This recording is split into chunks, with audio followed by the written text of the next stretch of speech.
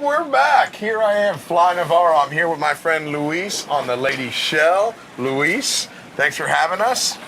It's a pleasure. And for those of you that don't know Luis, you've probably heard his story. Luis has the pending spearfish yellowfin world record at 481 pounds. Yeah. Luis, tell us about your story. Well, everything started on a Sunday morning, December 23rd, 2018. I called my friend Gabriel Pinto, my buddy diver. We met at the marina at about 8:30 or so. And we came to the area and we dropped in front of a fad after wahoos. Well, we had been in the water for about 35 minutes or so. We had already passed the fad and we didn't see any life in the fad.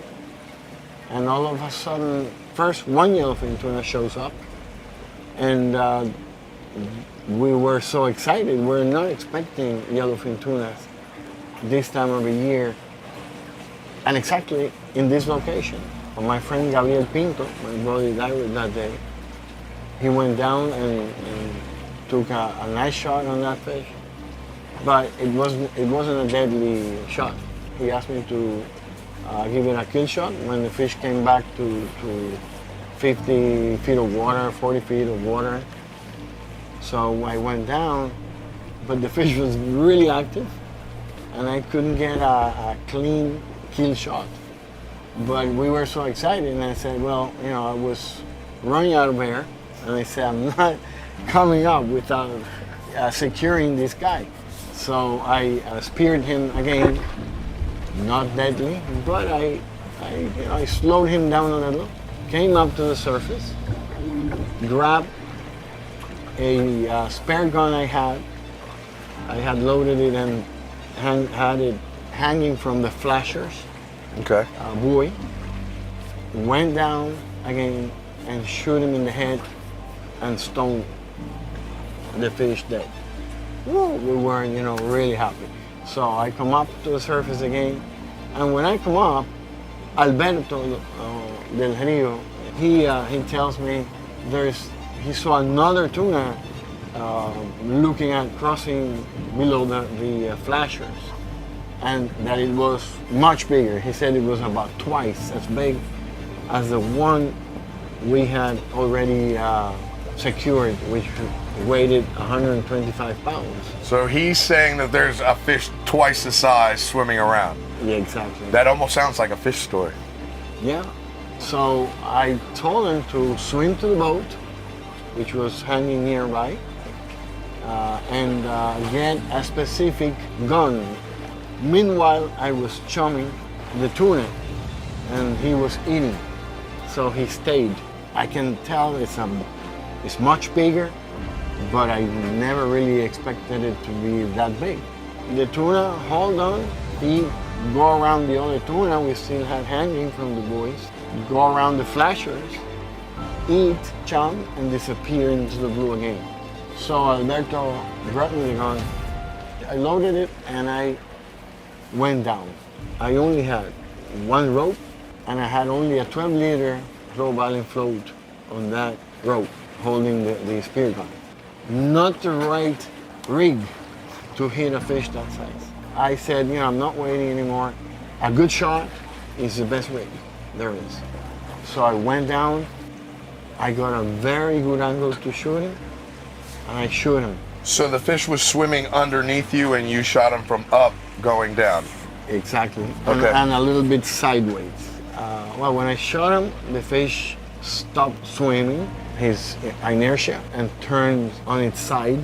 So I went up, I let the gun go, I take the little float, the 12-liter float, and I put the two floats together. So when and shortly after that, the reel was empty because he started swimming again, but slowly. And I get hold of the buoy and he starts pulling me. He pulled me for about 15 minutes. 15 minutes? Yeah, only 15 minutes. That's not much for a fish that size. And then he stopped. And obviously when he stopped, I knew he was dead because it wasn't moving at all. It was just dead weight. I started then pulling the fish with the reel line. The sea was 3 to 4 feet that day, so I would just bend it and grab it firm with the waves. When the waves would take me up, I would then take some line 2 or 3 feet, do it again, wait for the crest of the wave, and that way I put it slowly back to the surface. It took me about 45 minutes to take it up. 45 minutes. Yes, it was very slow. Open ocean, 3 to 4 foot waves. Yeah. No idea how big it was, just that no it's... idea how big it was.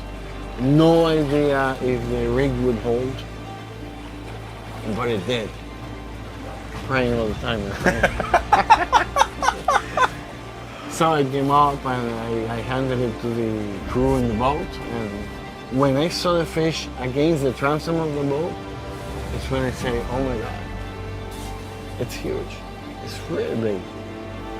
So from there on, it just, cheers, gratitude, satisfaction, and, a beautiful day.